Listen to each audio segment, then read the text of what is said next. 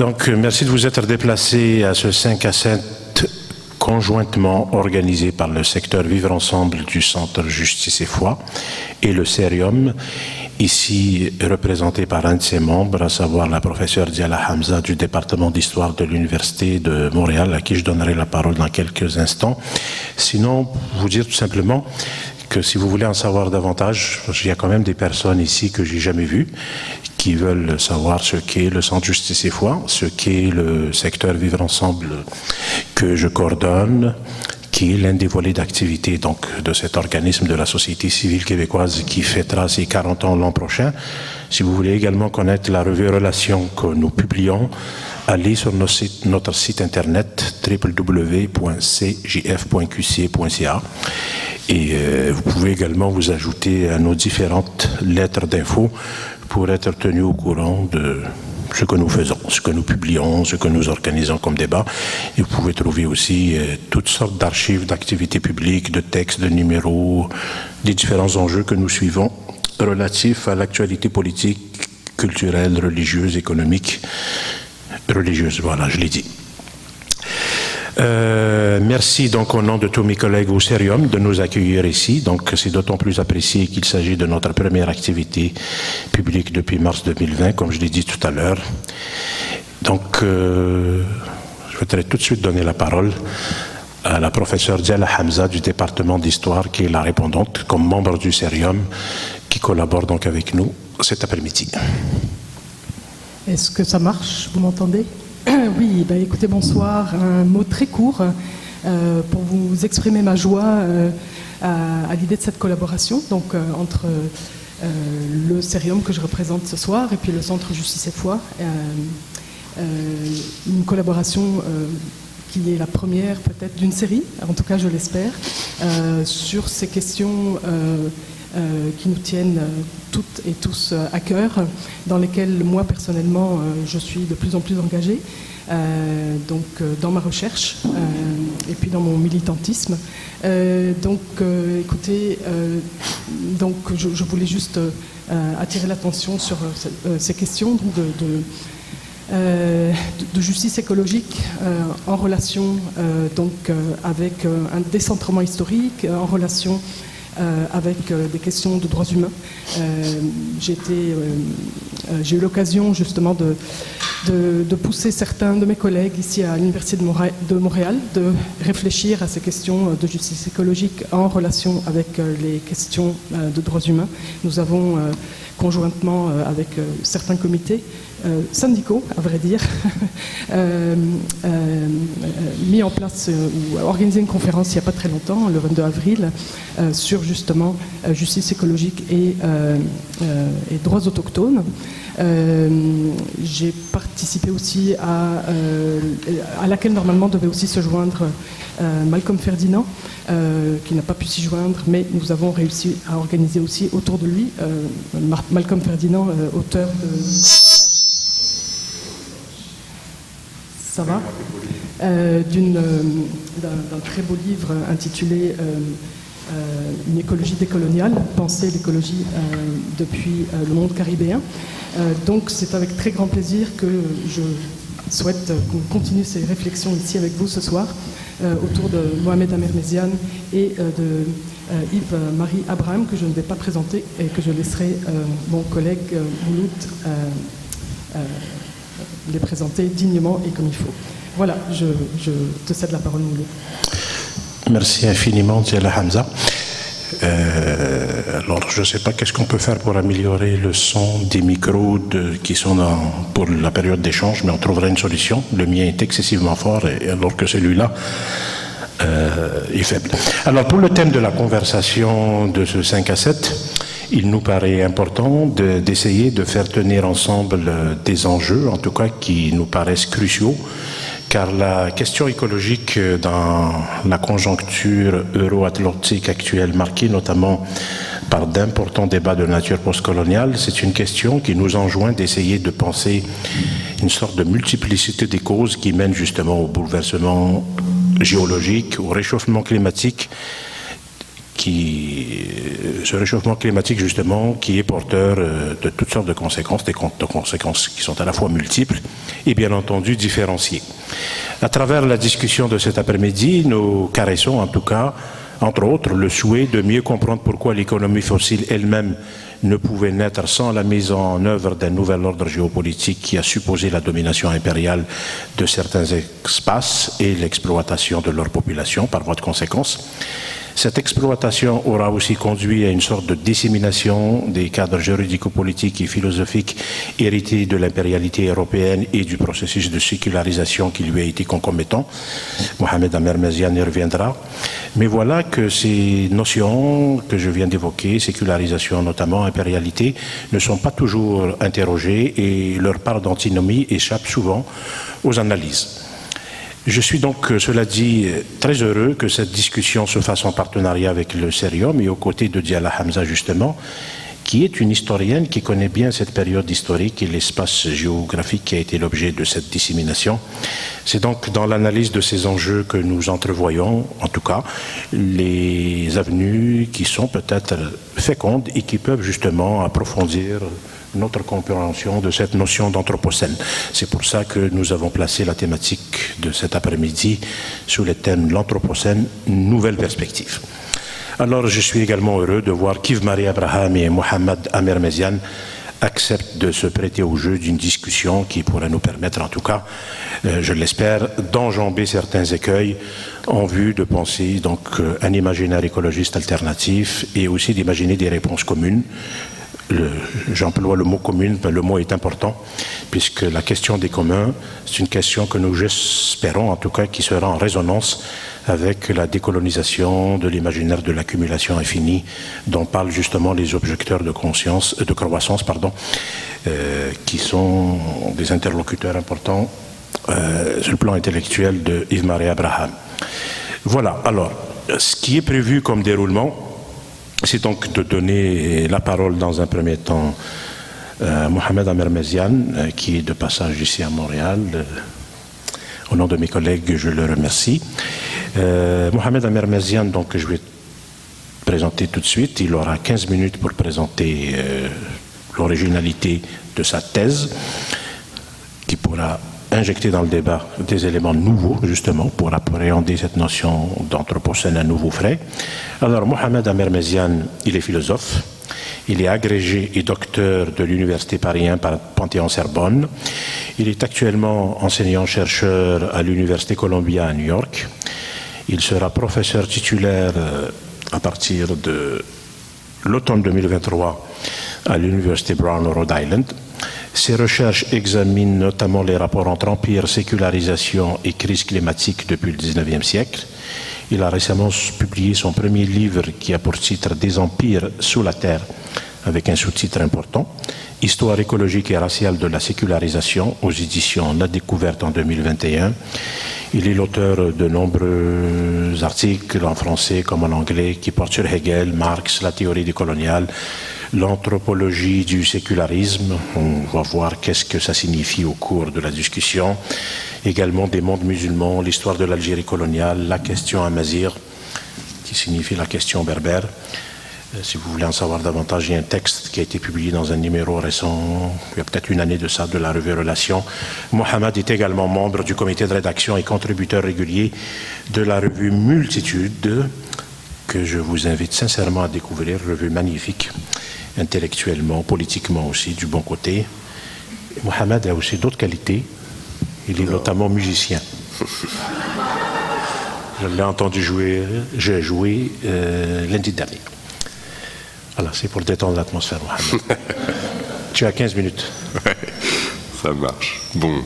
Dans le micro. Alors, bonjour tout le monde, déjà. Merci Mouloud, merci Marie d'avoir accepté cette invitation et merci Diala Hamza de votre accueil, ainsi qu'à toute l'équipe du Centre Justice et Foi et à l'UDEM. Je vais commencer par énoncer une question, qui est peut-être la question la plus englobante et qui fera, j'espère, office d'entrée en matière. Si on part du principe que ce qu'on appelle modernité, aujourd'hui, est indissociable de ce qu'on appelle l'Anthropocène, dans la mesure où il n'est pas possible d'analyser ce qu'on appelle la modernité, son émergence, son déploiement, sans comprendre ses conséquences environnementales. Si, d'autre part, cette modernité peut être définie et peut-être doit être définie en termes de sécularisation, alors dans quelle mesure ce qu'on appelle l'Anthropocène est-il un produit de cette même sécularisation? Pour le dire autrement et plus simplement, si la modernité est l'Anthropocène et si la modernité est la sécularisation, alors l'Anthropocène est-il un effet de la sécularisation? En d'autres termes, y a-t-il un sécularocène?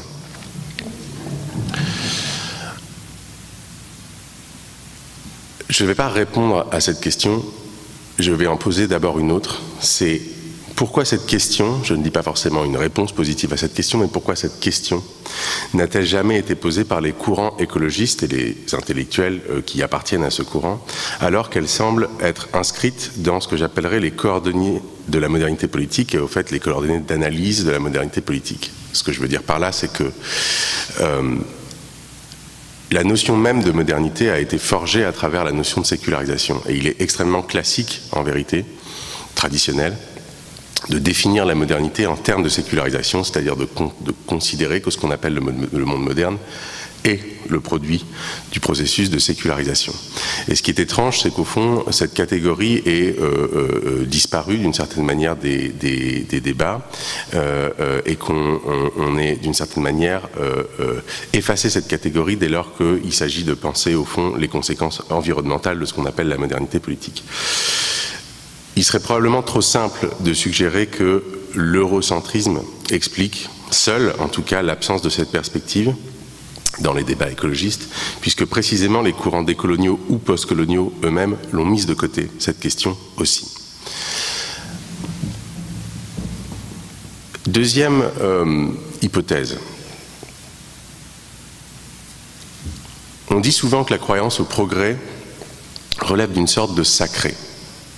C'est-à-dire, et je pense que c'est vrai, que la croyance au progrès, et par voie de conséquence, croyance dans la croissance, qui n'est pas juste une croyance subjective puisqu'elle se met en œuvre à travers un système, donc que cette croyance relève du sacré dans la mesure où elle relève de quelque chose qui ne peut pas être cautionné et quelque chose à quoi on doit se soumettre inconditionnellement. Et bien précisément, si ce qu'on appelle la croissance relève d'un dogme sacré en ce sens-là, mon hypothèse consiste précisément à dire que ce sacré spécifique, qui est une forme de sacré spécifique, historiquement déterminé, est justement un produit de la sécularisation.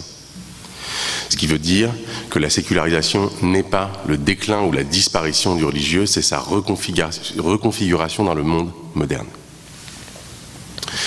En d'autres termes, les industrialistes, qui étaient aussi, par bien des aspects, même si ce n'était pas tout le temps le cas des colonialistes, ont affirmé, ils ont dit, nous devons réaliser le ciel sur la terre. La catégorie de sécularisation, en d'autres termes, n'est pas une catégorie que je choisirais, par un geste plus ou moins arbitraire, d'utiliser pour décrire ce qui se passe, par exemple, au cours du XIXe siècle. La catégorie de sécularisation renvoie à ce que les acteurs ont eux-mêmes dit de ce qu'ils faisaient. Ils ont dit réaliser le ciel sur terre, réaliser le salut ici-bas est précisément l'œuvre de l'industrie. La phrase typique est énoncée en fait par un mouvement relativement marginal par certains aspects, mais en vérité très central à l'époque, sur lequel peut-être on reviendra, qui s'appelle le saint-simonisme, mais dont il s'agit simplement de retenir pour l'instant qu'il est un mouvement et une doctrine industrialiste. Et la formule est la suivante: l'industrie et le culte. Dire l'industrie et le culte, c'est énoncer ce que j'appellerais un ordre de sécularisation. Pourquoi est-ce que ça relève de la sécularisation? Précisément parce que l'industrie, l'acte industriel, ça inclut aussi en fait en vérité l'organisation du travail, l'organisation sociale mais aussi raciale du travail, on y reviendra j'espère plus tard. L'industrie donc est le culte, c'est-à-dire que c'est en vérité la pratique à travers laquelle la religion, le christianisme, mais la religion plus généralement, peut être effectivement réalisée. En d'autres termes, ça signifie sortez des églises, renoncez à l'illusion sur laquelle le salut pourrait avoir lieu dans un au-delà et réalisez ce qui était justement à réaliser dans les églises, en dehors de ces églises, c'est-à-dire en devenant industriel. Et devenir industriel, par voie de conséquence et intrinsèquement, suppose de coloniser l'ensemble du globe. L'idée selon laquelle l'exploitation de l'homme par l'homme devrait être supprimée, qui est précisément une phrase, qui est une sentence qui est inventée par exactement les mêmes auteurs, donc les mêmes auteurs qui disent l'industrie et le culte. La libération, donc la suppression de l'exploitation de l'homme par l'homme, suppose l'exploitation du globe.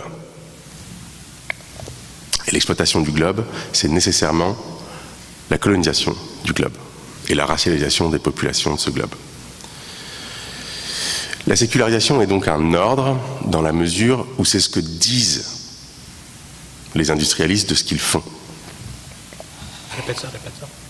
C'est ce qu'ils disent de ce qu'ils font. Et donc si on veut analyser ce qui se passe à ce moment-là, il faut prendre au sérieux ce qu'ils disent et se rendre compte et analyser ce qui se passe dans les faits, sur la terre et sous la terre, lorsqu'ils disent précisément « nous allons réaliser le salut ici-bas ».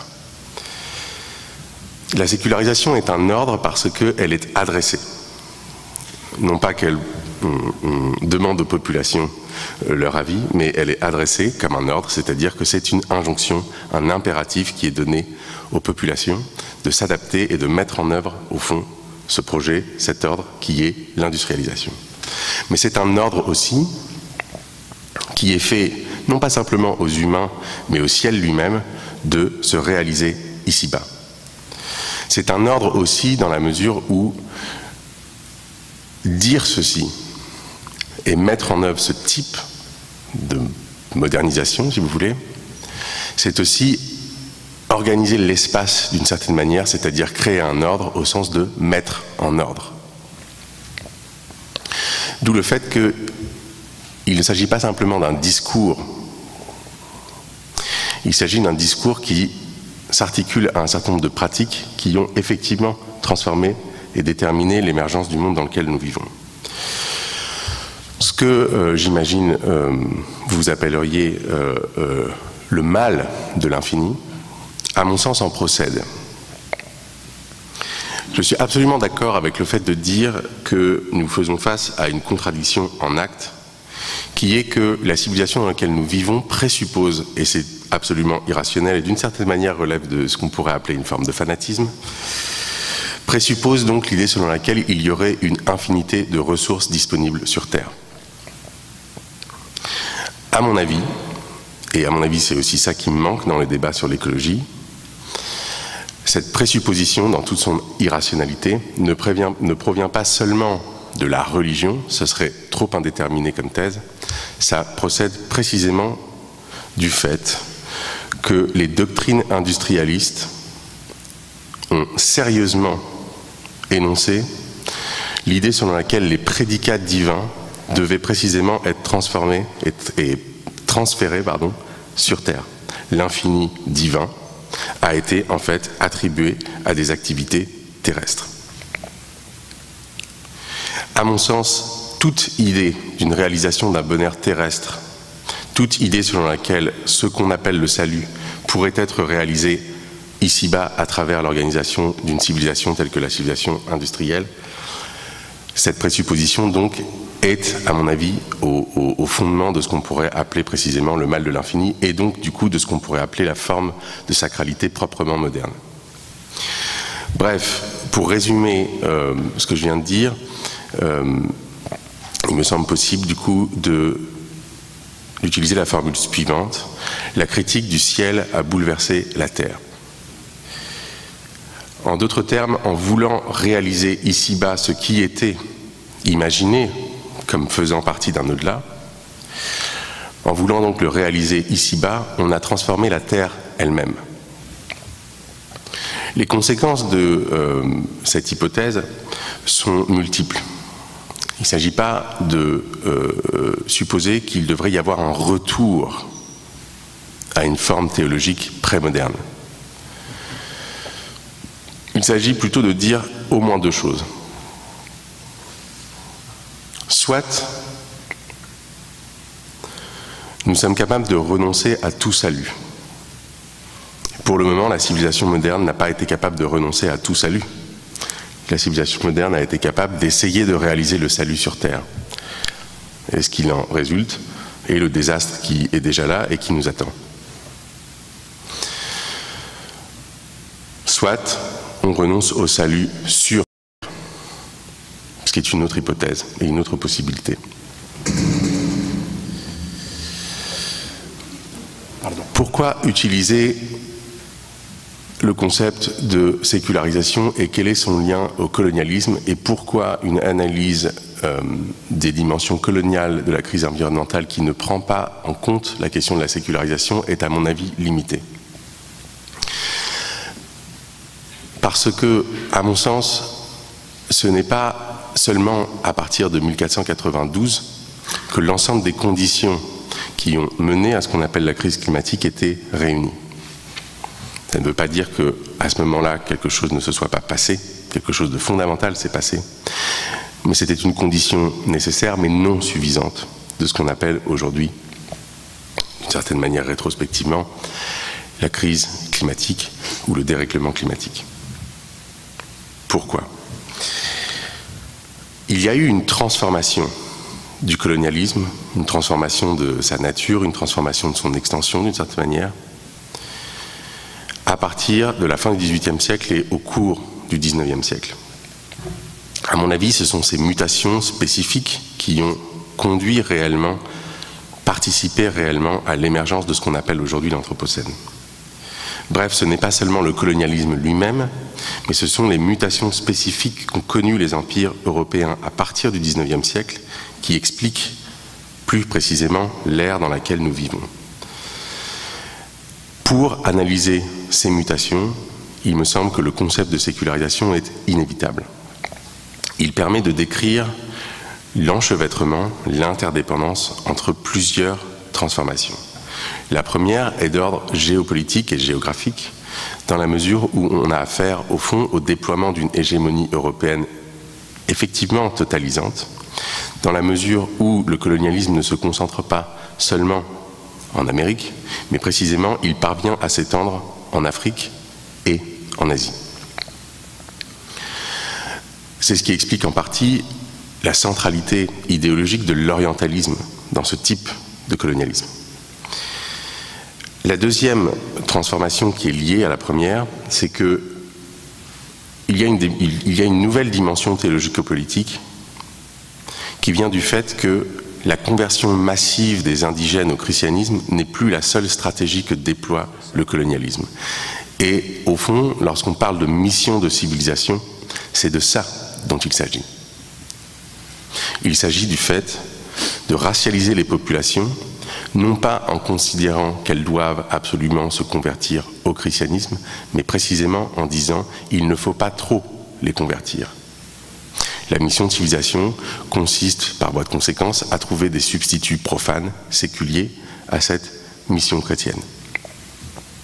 Ça ne signifie pas du tout, évidemment, que les missions chrétiennes aient disparu. Ça signifie que les missions chrétiennes ont désormais dû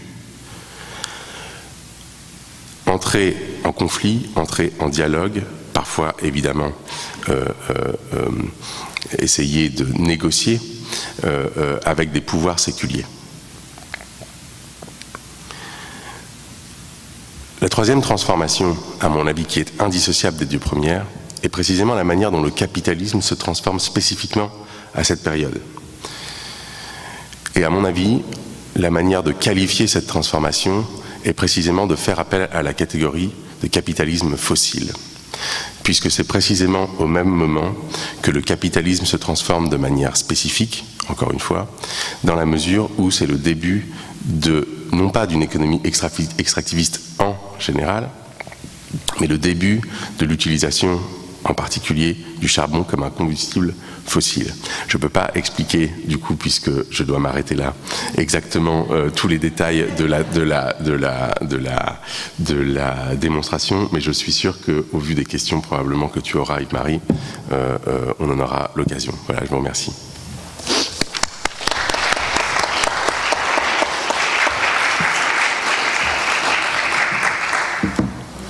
Donc je retiens notamment le deuxième point, pas convertissable, mais donc colonisable. Alors, Yves-Marie Abraham devrait répondre à ça.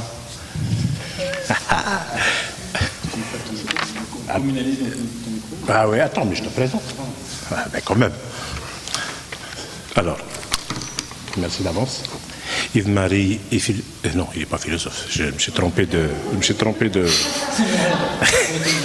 Attends, je plie la feuille en deux pour ne pas dire de bêtises.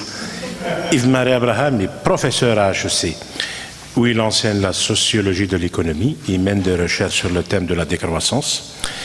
Après avoir co-dirigé la publication que je vous invite à vous procurer, Décroissance versus développement durable, 2 points. Débat pour la suite du monde en 2011. Il a publié Creuser jusqu'où, extractivisme et limite de la croissance en 2015. Il a publié donc récemment chez EcoSociety une synthèse personnelle justement sur la décroissance qui est l'objet de cette causerie. Guérir du mal de l'infini, produire moins, partager plus, décider ensemble. Il est par ailleurs responsable de la spécialisation en gestion de l'innovation sociale au sein de la maîtrise à HEC Montréal, aux études commerciales, où il offre courageusement un cours sur la décroissance soutenable depuis presque 10 ans maintenant. Yves-Marie Abraham est également membre du collectif de recherche indépendant Polemos Décroissance. Je pourrais dire beaucoup d'autres bonnes choses sur toi que je pense également, mais tu as 15-20 minutes pour répondre et ensuite Mohamed aura 5 minutes pour te répondre. Et ensuite, on passera à l'échange. Ah oui, il faut que je passe le micro. Voilà.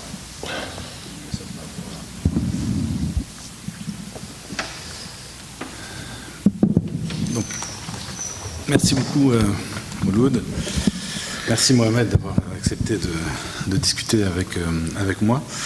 C'est moi qui ai proposé que Mohamed parle en premier parce que c'était l'invité, mais finalement, en l'écoutant, j'ai regretté. Je me suis dit que ça aurait été plus simple pour moi de commencer, mais bon. Donc, ce que j'ai fait, en fait, moi, j'ai suivi le conseil de Mohamed qui m'a dit, bon, tu n'es peut-être pas obligé de lire tout le livre, concentre-toi notamment sur le chapitre 4, qui est un peu la partie centrale du bouquin, chapitre qui s'intitule, je vais vous le préciser, donc Anatomie de l'état fossile, la question du sécularocène. Donc on est bien au cœur de ce que tu as introduit tout à l'heure. Et donc j'ai essayé moi-même d'assimiler sa thèse. Et donc, comme je fais toujours, je me suis demandé à quelle question implicite répondait son chapitre. Et la question que j'ai trouvée extrêmement simple et tout à fait fondamentale, comment la Terre est-elle entrée dans l'Anthropocène, donc la planète Terre.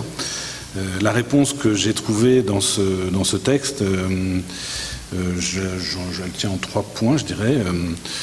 Avec beaucoup d'autres observateurs aujourd'hui, tu précises que ce n'est pas l'humanité tout entière qui est responsable de l'entrée dans l'Anthropocène. Ça me paraît absolument essentiel. Bon, tu es rentré tout de suite dans un niveau de discussion là, assez avancé, mais bon, en amont de ça, il y a vraiment cette question fondamentale. Le terme Anthropocène est très problématique pour ça, puisqu'il suggère que c'est l'humanité qui est en cause, et donc évidemment c'est aussi sur l'humanité qu'il faudrait taper aujourd'hui pour corriger le problème, quoi. Enfin, ça amène beaucoup de difficultés. Donc ça, tu l'écartes très vite et rapidement.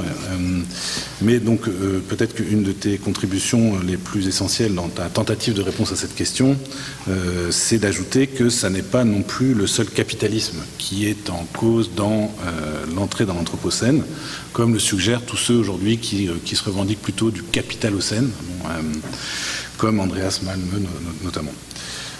Ou Jason Moore, qui est, je pense, d'ailleurs l'inventeur du concept, il me semble, c'est lui qui l'utilise. Vous entendez bien? Hein? Ça va? Ouais. Ah non, pas bien? Non, voilà, plancher ici. Bon, attends, je vais essayer de me mettre plus sous le... Voilà, comme ça. Voilà. Donc, on ne met pas en cause l'humanité tout entière, et on ne met pas seulement en cause le capitalisme. Ce que je retiens, moi, c'est ces stratégies politiques déployées par des États impériaux et coloniaux européens, qui sont pour toi, donc, on va dire, des acteurs centraux de l'entrée dans l'Anthropocène, dans un contexte effectivement de sécularisation généralisée, mais ces États étant eux-mêmes des acteurs de cette sécularisation. D'où ton concept de sécularocène. Donc, contrairement à ce que disent certains chercheurs aujourd'hui qui parlent de capitalocène, ce n'est pas seulement le capitalisme qui devient fossile, ce sont aussi ces États sécularisés, d'où un autre concept que tu proposes, l'État fossile. Bon.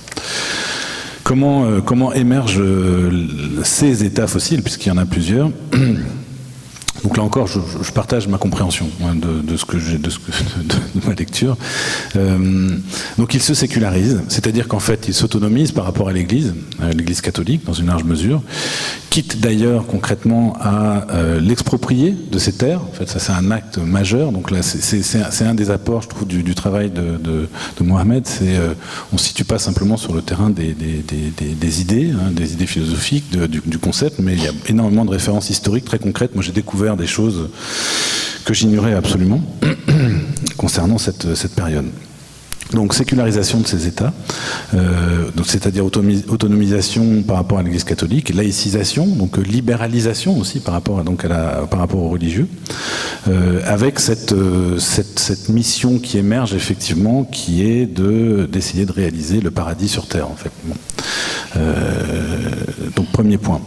Ces États fossiles, ils construisent leur puissance en s'associant au capitalisme industriel, donc de différentes manières, notamment en contribuant à le réguler. Donc là aussi, il y a des passages assez intéressants là-dessus, sur le rôle essentiel de ces États dans les débuts du capitalisme industriel. Deuxième élément majeur de leur puissance, donc la colonisation. Ils assoient leur puissance sur des colonies qui deviennent essentiellement donc des espaces à exploiter dans une perspective industrielle, et non plus, donc, en tout cas pour ce qui concerne leurs habitants, non plus des humains à convertir, comme tu l'as dit, mais plutôt à mettre au travail. Parce qu'il y a je pense une autre notion, je ne sais pas si je me souviens plus si c'est toi qui la formule ou si c'est un des Saint-Simoniens qui le dit, mais qui parle du Dieu travail, enfin, que j'ai croisé dans ce texte-là. Donc, il s'agit de mettre ces humains au service du Dieu travail, et non plus de les convertir au christianisme. Troisième composante de cette montée en puissance, telle que je la comprends, ces États vont asseoir leur puissance sur la machine à vapeur, en fait. Donc là aussi, tout à fait essentiel. Donc l'alliance avec les technosciences qui émergent à l'époque. Et donc qui dit puissance de la machine à vapeur dit effectivement besoin de charbon. Donc leur puissance est liée très étroitement ensuite à l'exploitation du charbon.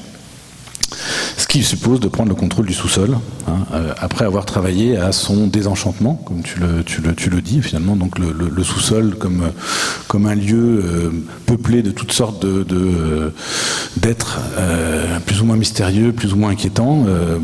Il y a tout un travail qui est fait pour se convaincre et convaincre que finalement ce sous-sol est tout à fait exploitable sans le moindre danger d'une quelconque vengeance de ces êtres mystérieux.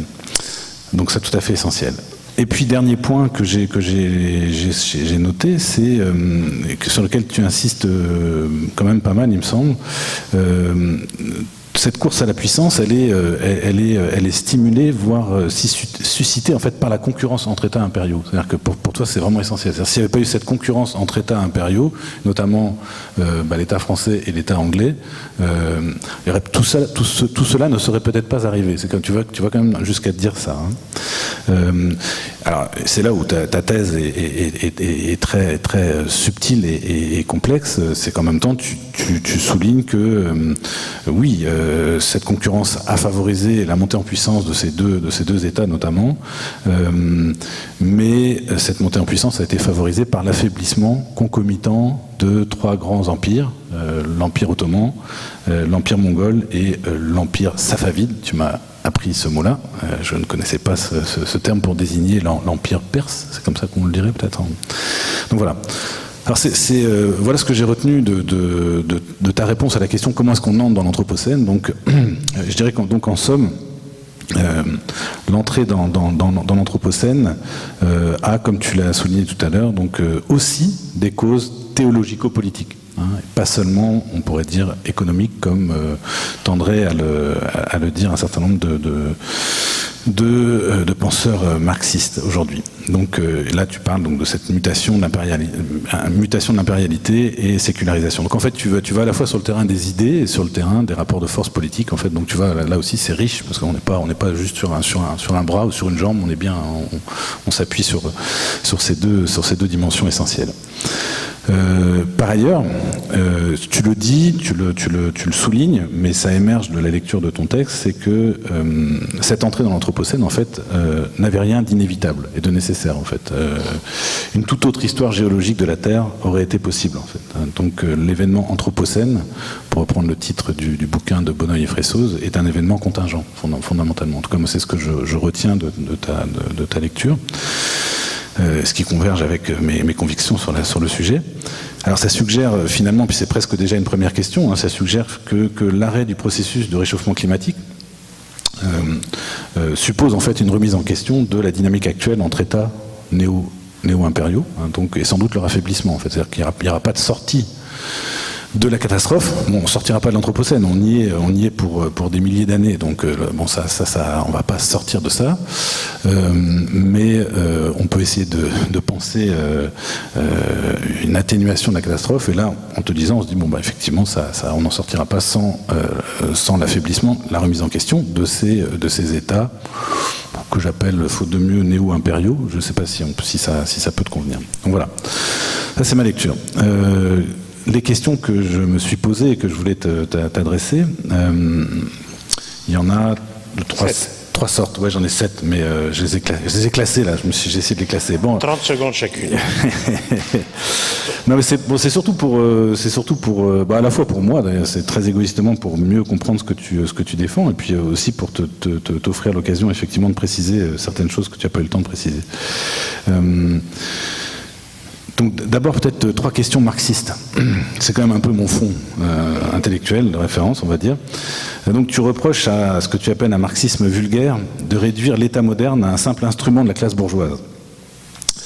Mais le capitalisme est-il possible sans l'État-nation, et par conséquent, peut-on vraiment dissocier cette institution de la forme de vie sociale capitaliste? Donc là-dessus, moi je me réfère plutôt à des gens comme Robert Kurz ou Anselm Japp, donc des théoriciens de la nouvelle critique de la valeur, pour qui l'État-nation est vraiment une composante essentielle de la dynamique capitaliste. C'est-à-dire qu'on ne peut pas les dissocier. Bon, alors, ça j'aimerais voir comment tu te situes par rapport à ça. Par ailleurs, là aussi c'est des vieux souvenirs puis que je ne maîtrise pas très bien, mais il me semble qu'avec des arguments qui sont différents d'ailleurs pour ces deux personnages, Lénine et Rosa Luxembourg ont soutenu que l'impérialisme était lui aussi complètement inhérent au capitalisme. C'est-à-dire que on peut pas, et donc qui dit capitalisme dit impérialisme et donc dit appui sur des États impériaux. Donc, mais donc au départ, on a bien la dynamique capitaliste qui est en cause ultimement pour ces deux auteurs, même si ensuite leur thèse sur l'impérialisme diverge un peu. Donc comment tu te positionnes par rapport à comment tu positionnes ta thèse par rapport à celle de ces deux grands théoriciens de l'impérialisme, ça m'intéresse. Puis donc troisième et dernière question marxiste ou marxienne. qu'est-ce que tu répondrais donc à des camarades qui te posent la question à toi, mais qui va répondre à lui. qui soutiendraient que cette sécularisation dont tu parles et dont tu fais l'une des causes de l'entrée dans l'Anthropocène n'est jamais que la conséquence de la montée en puissance de la bourgeoisie et de son monde en fait. Donc voilà, on a des rapports de production, des rapports sociaux fondamentaux qui se mettent en place et puis finalement ça impose de nouvelles idées en fait, et notamment celle qui relève de cette sécularisation. Donc voilà pour les questions marxiennes. Je continue quand même, je vais au bout de ma liste. Ouais, rapide. Vas-y. Une question qui est plutôt sur la question sur le terrain de l'écologie. Donc la notion d'anthropocène, elle a beaucoup de défauts. Mais elle a un mérite, à mon avis, considérable, c'est de suggérer que toutes les dimensions de la géologie terrestre ont été profondément modifiées, affectées par les activités humaines. Toutes les dimensions. Autrement dit, pas seulement le climat. Alors c'est ça qui pourquoi donner une telle importance en fait au réchauffement climatique qui est un phénomène tout à fait dramatique. Enfin, à lui seul il suffirait à s'inquiéter évidemment. Le problème c'est qu'en fait c'est bien plus grave que ça en fait, et l'anthropocène ça désigne effectivement cette gravité, c'est-à-dire qu'en fait c'est tous les aspects, y compris évidemment le statut du vivant aujourd'hui, puisque si on est entré dans la 6e extinction de masse du vivant, il est possible que l'espèce humaine y passe. Enfin, donc, et là, le réchauffement climatique n'est pas en question.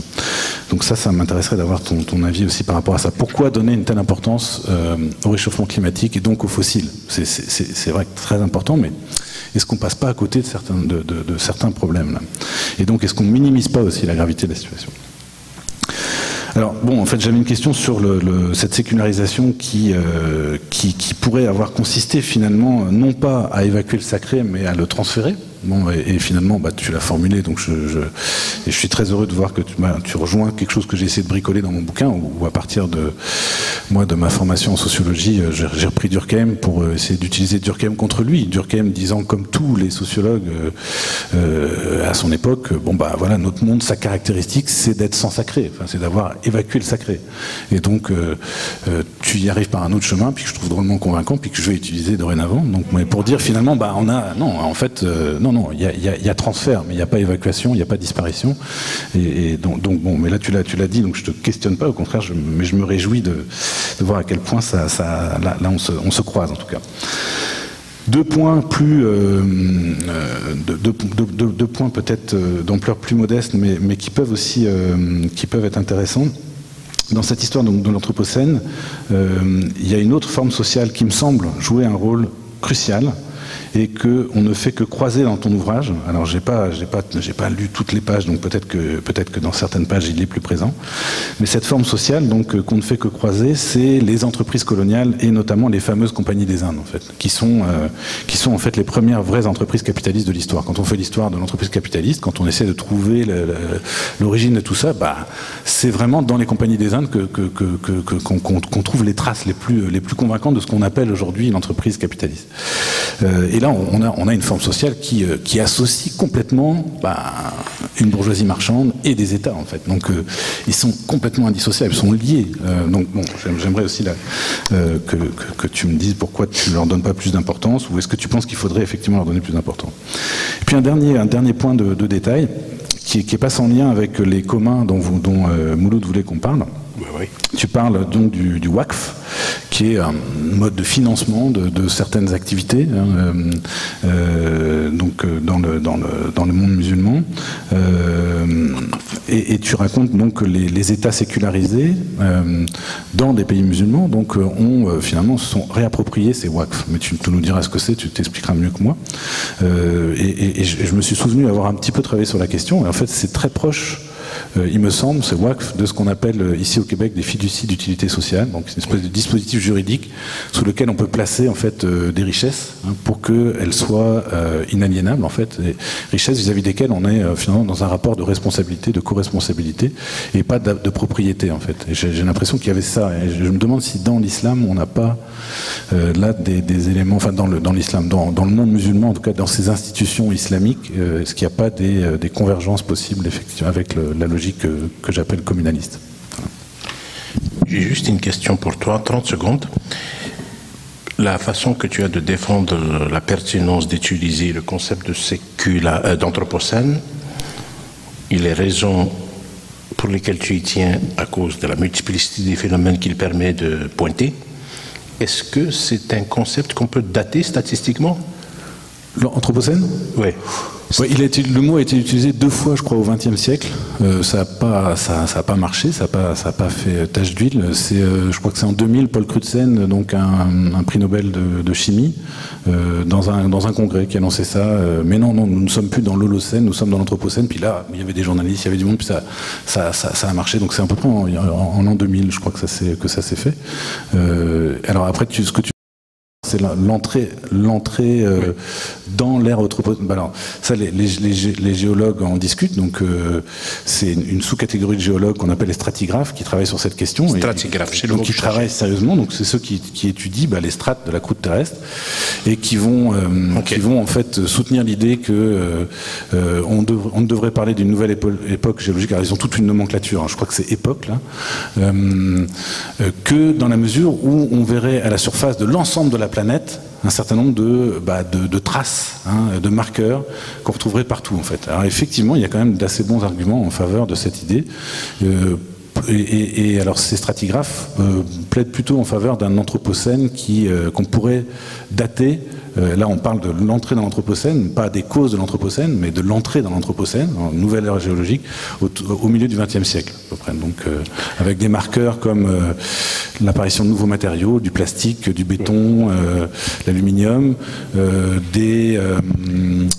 évidemment le CO2, hein, dans les carottes glaciaires, l'importation du CO2, ou les retombées des essais nucléaires et des bombes nucléaires, en fait, qu'on retrouve aussi partout sur la planète. Et puis un dernier point qui n'est pas inintéressant, aussi le fait qu'on retrouve des os d'animaux mangés par les humains dans des proportions considérables, en fait, à tel point que presque à la blague, certains ont dit que l'Anthropocène, c'est l'âge du poulet, en fait. C'est-à-dire on trouve des traces de consommation d'animaux, d'élevage industriel partout. Voilà. Donc le mot à retenir, c'est qu'on peut le dater à partir de données stratigraphiques. Merci Yves-Marie, parce que je me suis dit, si on peut employer la notion, c'est qu'il faut quand même prouver sa pertinence à partir de données scientifiques. Ils n'ont pas encore... Oui, je sais bien. Voilà, merci Yves-Marie. Mohamed, tu vas être capable de faire ça en 5 minutes? Cette question, 5 minutes, ça fait... Bonne chance. Merci Yves-Marie et merci Mouloud. Alors, il y a beaucoup de questions effectivement, mais on devrait pouvoir faire ça. Alors, donc les questions marxiennes.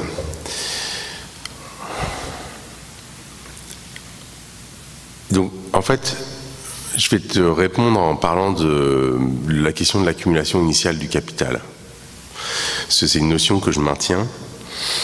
Simplement, je dis que, j'essaie de montrer que ce que le marxisme, à mon sens, n'a pas réussi à faire, et il y avait des potentiels, en réalité, si on regarde les différents écrits de Marx, il y avait des potentialités de pouvoir le voir.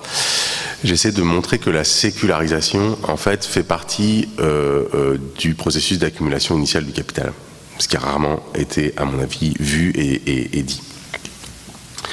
Donc, pour cette raison-là, effectivement, j'essaie de rejeter l'idée selon laquelle l'État est un instrument de la domination de classe, mais l'idée selon laquelle l'État-nation serait intrinsèque au capitalisme, pour moi, est tout aussi problématique. Pourquoi ? Parce qu'en fait, il n'est pas possible de penser de penser le processus d'accumulation initiale du capital, sans justement montrer qu'il y a une interdépendance entre l'État, la violence d'État et le capitalisme. Mais pour qu'il y ait interdépendance, il ne faut pas qu'il y ait identité de substance, c'est-à-dire que c'est pas la même chose. Et qu'en fait, la dynamique qui conduit à l'émergence du capitalisme, c'est en gros l'émergence de l'État moderne. Et les dynamiques à la fois d'expropriation qui ont lieu en Europe et leur articulation avec là pour le coup l'esclavage, très clairement, et le colonialisme de l'époque, si on veut. Et il y a effectivement la deuxième dimension qui n'est pas simplement la genèse du capitalisme, mais qui est la manière dont le capitalisme se transforme au fur et à mesure de son histoire. Évidemment, la question des crises du capitalisme explique en fait comment le capitalisme doit se transformer, mais à mon avis, l'extériorité ou le fait que le capitalisme ne soit pas l'État, mais soit toujours dépendant de l'État et l'État soit toujours dépendant aussi du capitalisme, c'est cette dialectique-là aussi qui permet un certain nombre de transformations du capitalisme lui-même. Donc il ne faut pas que ça soit la même chose pour expliquer qu'il y a une dynamique capitaliste. Une des raisons pour lesquelles je trouve que le courant, si tu veux, de la critique de la valeur me paraît, tu veux, trop anhistorique de ce point de vue-là. Aussi, j'ai envie de dire, je ne vais pas me faire que des amis, mais j'en connais certains, en fétichisant la notion de fétichisme de la marchandise, en fait. Sur la question de Lénine et de Rosa Luxembourg, c'est-à-dire les théories en fait marxistes de l'impérialisme et de son lien au capitalisme. Alors là, oui, effectivement, je peux te dire que je me sens beaucoup plus proche en fait de cette tradition-là.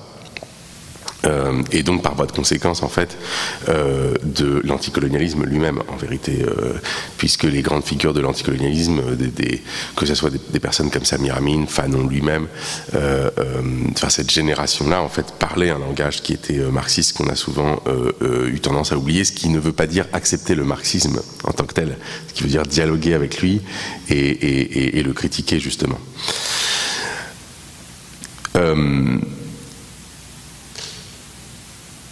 Maintenant, est-ce que la bourgeoisie, ça c'est une question à laquelle il faudrait que je pense davantage pour être tout à fait honnête avec toi. Disons que ce que j'essaie de faire, c'est de comprendre l'État, en fait. Et je ne suis pas convaincu par le fait... En gros, je ne suis pas convaincu par les théories marxistes de l'État. Voilà, pour le dire vraiment de façon un peu brutale. Et j'essaie de comprendre ce que c'est que cet organisme, ce corps qui s'appelle l'État et dans lequel, à mon avis, nous vivons. Voilà. Et si tu veux, la domination de la bourgeoisie me paraît être en fait un aspect, une dimension en fait de cette émergence de l'État qui me paraît être plus structurelle. Voilà. Mais il va falloir que j'y pense davantage. Ça me fait penser à un aspect de l'analyse de Hannah Arendt, en fait, ce que tu me dis, qui m'a toujours fasciné, mais dont j'ai rien fait parce que j'ai besoin d'y penser davantage. Elle dit dans l'impérialisme, justement, donc qui est un des tomes des origines du totalitarisme, elle dit qu'en fait, la bourgeoisie a effectivement exercé un pouvoir politique via l'impérialisme. C'est-à-dire que c'est à travers l'impérialisme que la bourgeoisie politique, la bourgeoisie en Occident, est réellement devenue une classe qui a pu exercer un pouvoir politique. Donc ça signifierait, si tu veux, que même si on dit oui, mais c'est à cause de, enfin c'est la classe bourgeoise qui joue un rôle central dans non seulement l'émergence d'idées dites sécularistes, mais aussi du coup par voie de conséquence aussi de ce qu'on appellerait aujourd'hui la crise climatique ou le dérèglement climatique. Si on dit oui, alors j'aurais tendance à te dire oui, mais ça n'a pas pu être le cas. Ça n'aurait pas pu être le cas sans le rôle central qu'a joué l'impérialisme là-dedans. Probablement, il faudrait prendre cette phrase et essayer de l'appliquer aux processus qui sont à l'œuvre dès le XVe siècle et voir ce qui se passe. Donc voilà, ce serait ça ma manière de te répondre de manière hypothétique. Bon, maintenant, je passe à l'objection principale que je trouve très très importante en fait, et sur laquelle évidemment il faudrait que je réfléchisse davantage, qui est en gros la focalisation sur le fossile et sur la question de la crise climatique. Ça, c'est pas du tout évident. Oui, c'est-à-dire que je suis d'accord avec toi, c'est-à-dire que je pense qu'il faut sortir aussi en partie de cette focalisation, et en même temps j'y tiens à cette focalisation dans la mesure où je pense que, et c'est documenté, cet extractivisme et cette économie fossile en particulier, à mon avis, a des effets qui sont vraiment dévastateurs, quoi, spécifiquement dévastateurs. Donc je pense que ça explique en partie la raison pour laquelle je me suis focalisé là-dessus, aussi pour des raisons chronologiques en fait, d'explication l'explication vraiment de la manière dont, si tu veux, à un certain moment de l'histoire, ce type d'économie émerge. Néanmoins, le fait de parler, si tu veux, de sécularocène, que je ne considère pas comme une alternative absolue, c'est-à-dire je ne considère pas qu'il ne faille utiliser maintenant que ce terme, évidemment. Mais, si tu veux, dans la structure qu'a le livre, il y a une focalisation sur le fossile, mais le modèle lui-même, à mon avis, peut en fait aussi expliquer des formes de domination de la Terre plus vastes. En fait, il y a un certain nombre de passages qui ne sont pas forcément les plus centraux et sur lesquels j'aimerais bien travailler davantage, qui parlent justement du capitalisme agraire.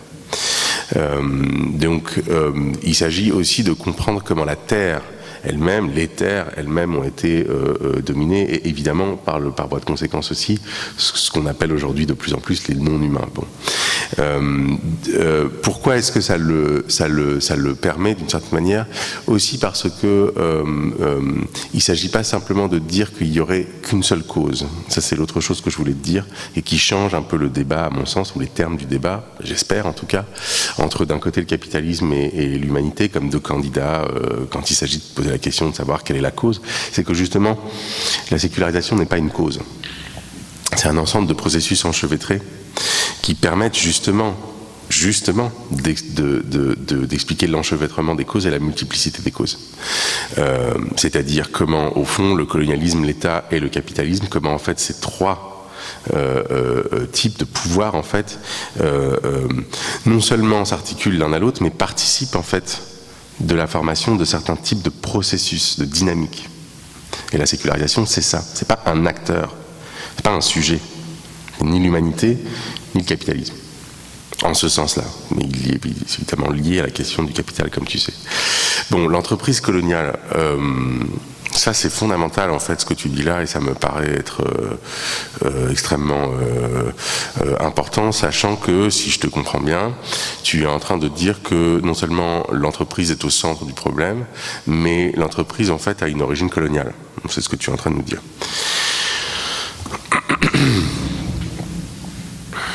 Alors, je suis d'accord avec ça en fait. J'ai en un sens rien à redire. La seule chose que je pourrais te répondre, c'est que moi j'ai essayé de m'intéresser, et je pense qu'il faut que je le fasse davantage et bien mieux que ce que j'ai fait, c'est j'ai essayé de m'intéresser spécifiquement au rapport entre l'agriculture et la banque, qui effectivement n'est pas réductible à la question fossile en tant que telle, hein, pour aller dans le sens de l'objection précédente.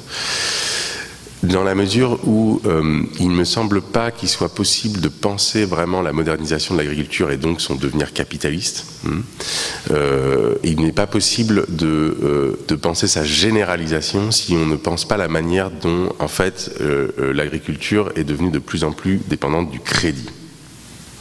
Et en fait, en regardant en fait une histoire coloniale particulière qui est celle de l'Algérie, on voit en fait que le colonialisme de peuplement a été lié à l'invention de ce qu'on appelait déjà à ce moment-là le crédit agricole. Même chose par rapport aux Saint-Simoniens, c'est que au fond ils ont influencé l'industrialisme français, ils ont aussi influencé un certain nombre de banques, en fait. Et maintenant, la question, et c'est vraiment une question ouverte, je pense qu'il y a quelque chose et dans leur socialisme, parce que ce sont des socialistes, justement, et dans un certain idéal collectiviste, en fait, qui pour eux se réalise, en fait, à travers ce qu'on appellerait aujourd'hui l'entreprise.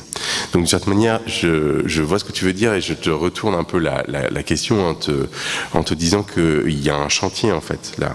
À partir du moment où on parle de la jeunesse coloniale de l'entreprise, il y a tout un chantier pour voir, en fait, dans quelle mesure est-ce que certaines idéologies qu'on considère comme étant de gauche et qui ont participé, en fait, à l'émergence d'une certaine gauche, ont aussi, en fait, participé à cette interaction entre colonialité et entreprise. Bon, maintenant, très rapidement sur la dernière question qui est tout aussi importante. Je ne vais pas reformuler ce que tu as dit parce que tu l'as très bien dit, mais oui, il y a eu d'autres formes de propriété de la terre. Pour que les gens te suivent, là on parle du WACF. On parle du WACF, on parle donc des propriétés. Alors oui, il faut que j'explique ça. Ben oui, bon, parce que c'est pas évident là. Non, c'est pas évident. En Afrique du Nord, c'est ce qui s'appelait plutôt les habous. Pas plus simple, oui, j'ai bien compris, mais laisse-moi du temps. Il est marrant, lui. Qu'est-ce que tu veux? Alors, en fait, ce sont effectivement des formes de propriété, pour le dire très rapidement, des formes de propriété sans propriétaire. C'est en général, en fait, il y a un certain nombre d'institutions musulmanes, institutions de savoir, de culte, etc., qui en fait sont regroupées à un certain endroit, quoi. Je dis ça vraiment de façon très très simple. Et en fait, globalement, le fondement de ce type de propriété, c'est un don initial. Mais ce don initial conduit à l'émergence d'un type de propriété qui est inaliénable dans la mesure où il ne peut pas être cédé à qui que ce soit ensuite, et surtout il n'a pas de propriétaire. Et c'est pas le premier donateur d'ailleurs qui est propriétaire. Donc là, je renvoie, il y a eu beaucoup de travaux là-dessus, mais il y a aussi la thèse assez connue dans certaines études, en tout cas, de Wael Hallaq sur la manière dont justement les États modernes ont, que ça soit en fait dans les mondes musulmans, mais aussi par les puissances coloniales elles-mêmes dans certains pays à majorité musulmane, comment en fait les États ont intégré en fait ces types de propriétés-là à l'intérieur de l'organisme en fait étatique. Donc au fond, et ça il faut le montrer, je pense que il y a un paradoxe, si vous voulez, c'est qu'on a une tendance à penser que la sécularisation ou la laïcisation, c'est justement la séparation de l'État avec les institutions religieuses. Mais là, ce qu'on a, c'est que justement la sécularisation, c'est au contraire l'intégration d'une institution dite religieuse dans le corps de l'État, qu'on considère comme étant l'inverse ou l'opposé de la laïcité, alors que là, ce qu'on voit, c'est que ça participe justement, enfin, c'est un produit de la dynamique de sécularisation.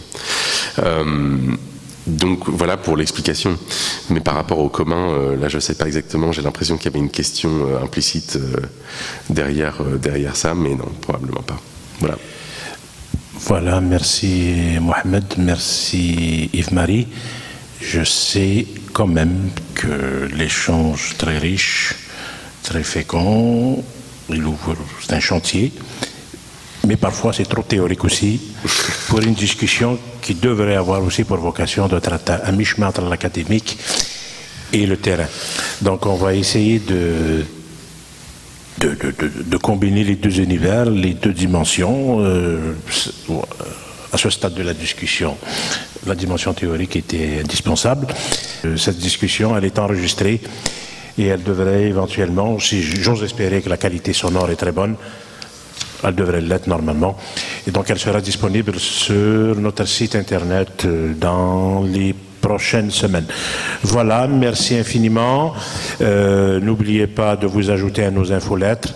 Et encore, merci beaucoup Diala Hamza et au Cerium de nous avoir accueillis ici. Merci Yves-Marie. Merci Mohamed Amer Meziane. Donc, il faut lire les livres. Celui de Mohamed est plus difficile à trouver. Commandez-le. Je recommande de le commander auprès de Zone Libre ou de Port de Tête. Ça prend 8 semaines, mais il arrivera. Il finit par arriver. Ça prend beaucoup de temps pour la distribution, mais il arrive. Voilà, c'est terminé.